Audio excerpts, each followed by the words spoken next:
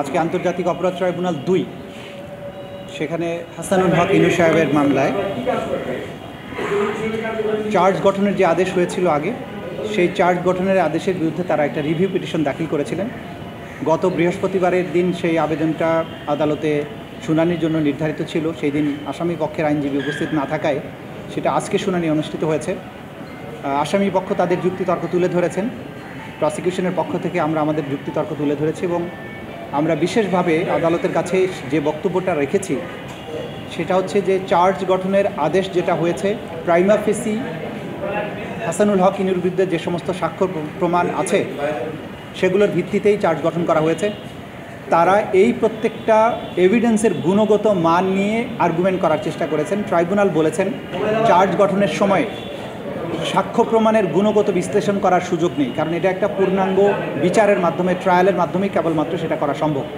সেই কারণে তাদের চার্জ গঠনের আদেশের বিরুদ্ধে যে রিভিউ পিটিশন ছিল সেটাকে খারিজ করে দিয়েছেন। সেই রিভিউ পিটিশনে তারা 3টি মারাত্মক কমেন্ট করেছিলেন বা স্টেটমেন্ট লিখেছিলেন, যেটার ব্যাপারে প্রসিকিউশনের পক্ষ থেকে আমরা তীব্র আপত্তি জানিয়েছি। একটা হচ্ছে তারা এই সরকারের আইন প্রণয়নের ক্ষমতা, অর্ডিন্যান্স জারির ক্ষমতা, সেটাকে তারা বলার চেষ্টা করেছেন এটা যথার্থ না। একটা জায়গায় তারা জুলাই বিপ্লবকে, জুলাইয়ের যে গণ অভ্যুত্থান সেটাকে তারা সো কল্ড বলার চেষ্টা করেছেন এবং এই দুটো শব্দ বলার মাধ্যমে আমরা বলেছি যে তারা শুধুমাত্র আদালতের অবমাননা করেননি, একই সাথে রাষ্ট্রদ্রোহিতা এবং জুলাই বিপ্লবকে ছোট করা, এটা সেডিশাস, কন্টেমশাস এবং এটা কোনো অবস্থাতেই গ্রহণযোগ্য না। তারা রাষ্ট্রের অস্তিত্বের বিরুদ্ধে অবস্থান নিয়েছেন এবং তারা এই সমস্ত কথা বলার মাধ্যমে প্রকৃত অর্থে জুলাই আগস্টে যে গণহত্যায় তাদের সম্পৃক্ততা সেইগুলোকে জাস্টিফাই করার চেষ্টা করেছেন। আদালত সেগুলো আমলে নিয়েছেন এবং তারা বলেছেন যে এই তাদের যে কমেন্টগুলো, সেই কমেন্টগুলোর ব্যাপারে আদালত তার অবজারভেশন, তার পর্যবেক্ষণ, তার আদেশের মধ্যে এটা থাকবে। আজকে সেই রিভিউ পিটিশন খারিজ হওয়ার পরে আমাদের যে সূচনা বক্তব্য অর্থাৎ ওপেনিং স্টেটমেন্ট সেটা উপস্থাপন করা হয়েছে আদালতে। আগামীকাল থেকে তার সাক্ষ্য গ্রহণ শুরু হবে। ইনশাল্লাহ আগামীকাল প্রথম সাক্ষ্য গ্রহণ অনুষ্ঠিত হবে। বিচার প্রক্রিয়া নিয়ে যেগুলো ক্রিটিসিজমের আইনসম্মত সংজ্ঞা আছে, উপায় আছে, সেগুলো অবশ্যই করা যাবে, কিন্তু কোনো বিচার প্রক্রিয়াকে চ্যালেঞ্জ করা, যে রাষ্ট্রের ভিত্তি আজকে বাংলাদেশ নামক রাষ্ট্রটা যে জায়গায় দাঁড়িয়ে আছে সেটা জুলাই অভ্যুত্থানের মাধ্যমে অর্জিত আরেকটি বাংলাদেশ।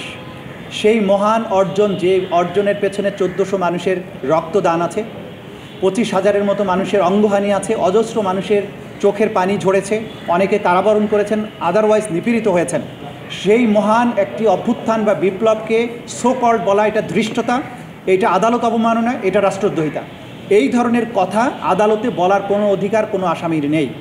এই আদালত যেখানে বিচার অনুষ্ঠিত হচ্ছে এটা গণপ্রজাতন্ত্রী বাংলাদেশের সংবিধানের অধীনে প্রতিষ্ঠিত একটা আদালত। এই ট্রাইব্যুনালের যে আইন সেটা 1973 সালে স্পেশাল একটা আইন, ক্রাইমস ট্রাইব্যুনালস অ্যাক্ট 1973, এটা সংবিধান দ্বারা সুরক্ষিত। এই বিপ্লবকে, এই আন্দোলনকে, এই আইনকে চ্যালেঞ্জ করে এই আদালতে দাঁড়িয়ে কোনো কথা বলার অধিকার কোনো আসামির নাই, সেটা অবশ্যই রাষ্ট্রদ্রোহিতা হবে।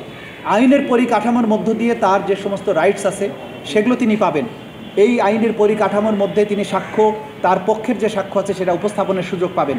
প্রসিকিউশনের উপস্থাপিত সাক্ষ্য প্রমাণের ভুল ত্রুটিগুলো চ্যালেঞ্জ করতে পারবেন, সেগুলোর ব্যাপারে তাদের কাউন্টার আর্গুমেন্ট তারা দিতে পারবেন। কিন্তু আইনকে চ্যালেঞ্জ করা, বিপ্লবকে চ্যালেঞ্জ করা, রাষ্ট্রকে চ্যালেঞ্জ করার কোনো অথরিটি, কোনো আসামির নেই, বাংলাদেশের কোনো নাগরিকের নেই। আচ্ছা, আপনার প্রথম প্রশ্নের জবাবে আসছি। এই সপ্তাহে আরও বেশ কিছু তদন্ত রিপোর্ট এবং ফর্মাল চার্জ দাখিল হবে বলে আমরা আশা করছি। সুতরাং ব্যক্তিগতভাবে যে সমস্ত যারা টপ কমান্ডার ছিলেন তাদের মামলাগুলো যেগুলো তদন্ত শেষ হয়েছে, এই সপ্তাহে আমরা আশা করছি কয়েকটি তদন্ত রিপোর্ট এবং ফর্মাল চার্জ আদালতে দাখিল হবে। আর দ্বিতীয় যেটা বললেন, ভারতের কাছে অপরাধীর প্রত্যার্পণের ব্যাপারে যে বাংলাদেশের রিকোয়েস্ট সেটা করা হয়েছে।